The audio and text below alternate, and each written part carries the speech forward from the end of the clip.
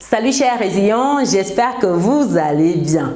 Moi je vais super bien et dans cette vidéo je vais partager avec vous les différentes aides qui existent en France afin que vous puissiez vous positionner. Ça permet d'avoir une bouffée d'air lorsqu'on est en difficulté. C'est ponctuel et ça vous fait du bien. Donc aujourd'hui on va parler de toutes ces aides là et comment vous pouvez vous positionner.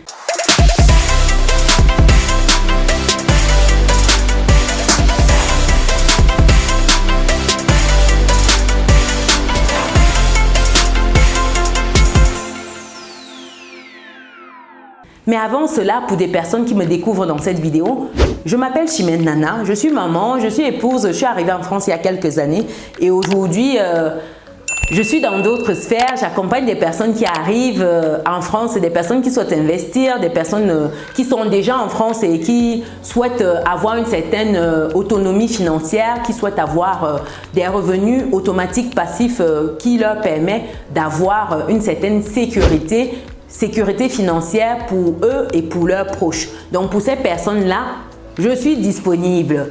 Et récemment, auteur également, auteur du livre Vivre et réussir en France que voici. C'est un livre qui vous permet d'accéder à une intégration réussie, un livre qui vous permet d'accéder à tous ces types d'investissements disponibles, comment épargner, comment investir, comment sécuriser cet avenir-là dont je vous parlais. Le livre, je vais mettre le lien dans le descriptif de cette vidéo. Et pour des personnes qui souhaitent aller un peu plus loin, qui souhaitent un accompagnement poussé, que ce soit pour investir dans l'immobilier, sur les marchés financiers, investir dans un business en ligne, sachant qu'aujourd'hui, je suis à la tête d'un parc immobilier d'une dizaine de biens en France, parc immobilier également en Afrique, et j'accompagne avec des stratégies dont j'ai usé qui vous permettront vous également d'atteindre vos objectifs. C'est de ça qu'il s'agit. Donc après cette parenthèse, quelles sont les aides qui existent? La première aide ici, je vais m'appuyer sur le livre parce que tout est expliqué ici en profondeur. Là, je vais vous lister rapidement.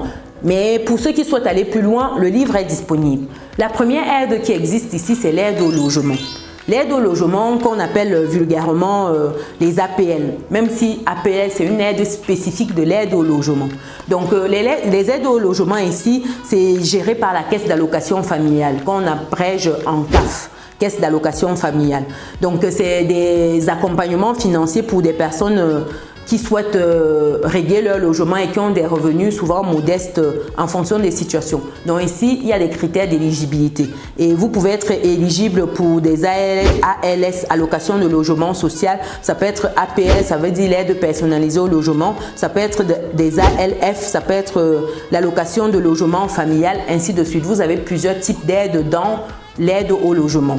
Ensuite, vous avez ce qu'on appelle l'aide médicale d'État, en abrégé AME.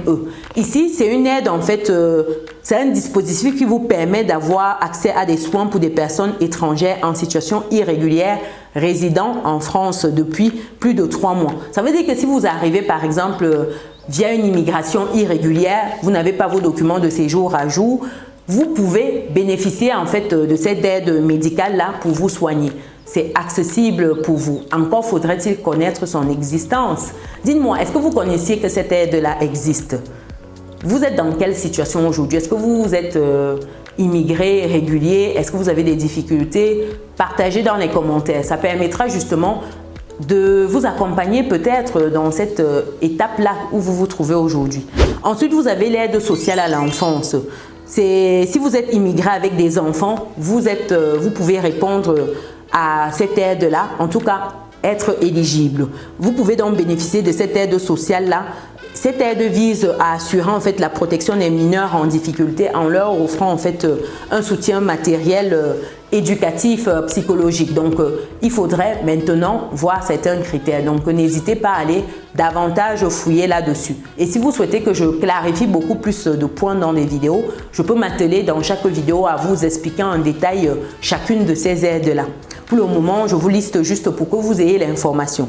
Ensuite, vous avez des aides au retour. C'est pour des personnes qui se retrouvent là, c'est compliqué, en situation irrégulière et se demandent comment faire pour rentrer dans leur pays. Il y a un dispositif qui vous permet d'être accompagné dans ce sens-là, de pouvoir vous réinsérer dans votre pays d'origine.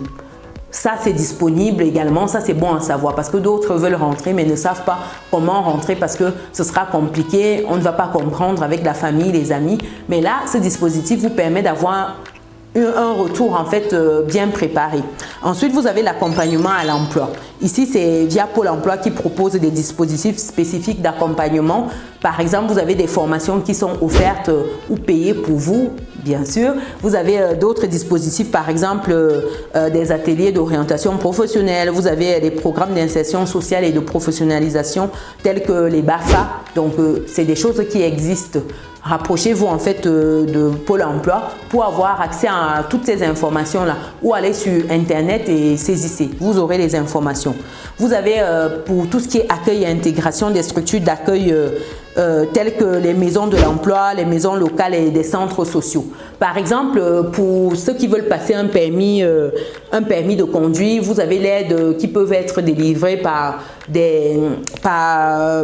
des missions locales. Dans mon cas, par exemple, lorsque je passais mon permis de conduire, la mission locale de ma ville m'a accompagnée dans ce sens-là en me réglant une partie de mes frais de permis, de passage de permis. Donc, c'était de 1 200 €. Moi, j'ai passé le permis plusieurs fois, donc à la fin, ça m'a coûté trop cher. Je ne sais pas s'il y a des personnes qui ont le permis dans la communauté. Dites-moi comment vous avez obtenu votre permis. Pour moi, c'était compliqué. Donc, vous avez ensuite d'autres petites aides, des réseaux d'intégration qui existent. C'est tout ce qui est association pour vous accompagner en fait dans vos différentes procédures. Quoi qu'il en soit, toutes ces aides-là, je détaille ici. Et vous avez d'autres petites aides organisées en fonction de votre région, des dispositifs particuliers qui sont mis en place. C'est bon à savoir. Donc voilà, dites-moi si vous bénéficiez déjà d'une de ces aides-là, si vous avez une aide particulière, sachant que pour d'autres personnes encore, vous avez l'allocation de rentrée. L'allocation de rentrée ici, c'est pour des parents, par exemple, qui ont des enfants qui partent à l'école, qui sont scolarisés à la rentrée. Vous avez des allocations qui sont spécifiques pour ces enfants-là, ainsi de suite. Il y a vraiment beaucoup d'aides. Allez vous procurer le livre pour que vous ayez toutes ces informations-là. Dites-moi dans les commentaires. Est-ce que vous avez d'autres sujets que vous souhaitez que je traite? C'est très important. Partagez. Aussi, si vous n'êtes pas encore abonné, abonnez-vous pour ne rien louper et partagez autour de vous. Nous serons nombreux à nous édifier, à nous partager des bons plans parce que l'idée, c'est que chacun puisse être épanoui à la fin de la journée. Nous, on se donne rendez-vous dans une prochaine vidéo. Ciao!